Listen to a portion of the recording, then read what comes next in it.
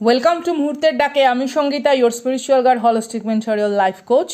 চলুন চলে যাই রিডিংয়ে, সরাসরি reading, general collective all zodiac sign reading, gender specific নয়। ওকে, চলুন দেখি কি বিষয়বস্তু আসে।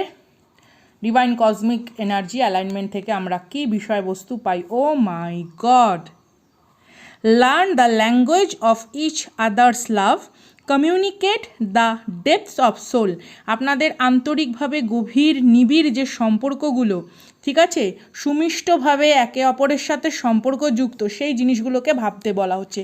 দেখুন এখানে একটা কুশন কভার রয়েছে এবং কুশন কভারে একটি ছোট শিশুর অবয়ব, এখানে এটা একটা কুশন কভার, এবং এখানে একটি ছোট শিশু রয়েছে।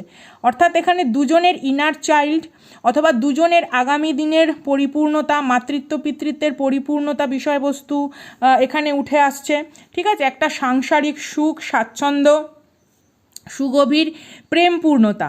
আরেকটা খুব ভালো জিনিস এখানে লক্ষ্য করবেন, কারা কারা লক্ষ্য করেছেন আমি জানি না।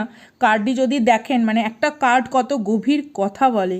দেখুন এখানে দুটি পা দেখতে পাচ্ছেন, এখানে দুটি পা, এখানে কিন্তু তিনটি লেগ।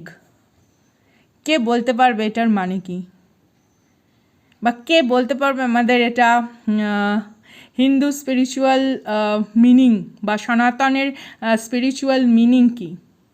এখানে আপনারা প্রত্যেকেই দেখুন এখানে তিনটি পা। দেখুন এখানে হালকা একটা বিষয়বস্তু, ভার্চুয়ালি যেটা বলা সম্ভব, পাবলিক প্ল্যাটফর্মে যেটা বলা সম্ভব, জীবনের বৈষম্য বা কোনো একটি মানুষের মধ্যে এমন কিছু গুণ থাকতে পারে যা আপনার অসন্তোষ, রাগ বা ক্ষোভের কারণ। কিন্তু তার ঊর্ধ্বেও যখন আপনি আন্তরিক হৃদ, মানে কোমল বা মনের সুনির্মল অনুভূতিকে গুরুত্ব দেন, তখন কিন্তু বাহ্যিক সমস্ত বৈষম্য নষ্ট হয়ে যায়।